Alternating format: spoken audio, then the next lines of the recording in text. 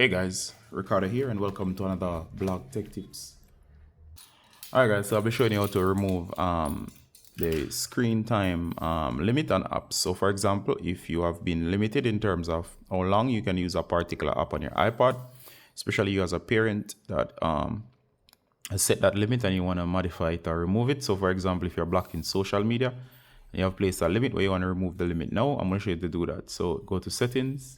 You're going to be probably somewhere else. So go to general, then you're going to scroll down, look for the hourglass that says screen time, top. All right, now usually these settings you might be locked or not locked. So for example, sorry about that, you can see here it says lock screen time settings. So mine is not locked. I've removed the lock. I have a separate tutorial on that. So we are assuming that you know the passcode. And of course, I'm not doing this. I'm doing this for parents who want to actually get through the app limits and not for kids to bypass anything. So go to app limits.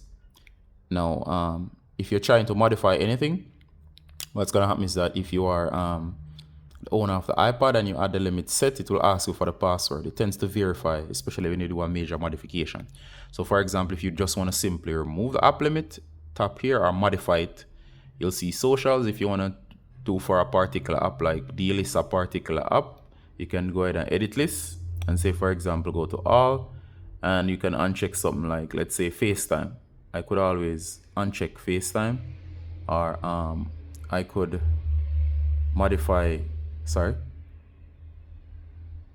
I can modify, and as you can see, I can remove specific apps. I can recheck all except maybe one, FaceTime, and I can check.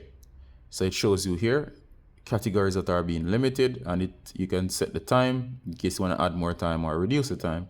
It's right there. Now, let's say you want to turn off this. Go ahead and turn off app limit. Go back.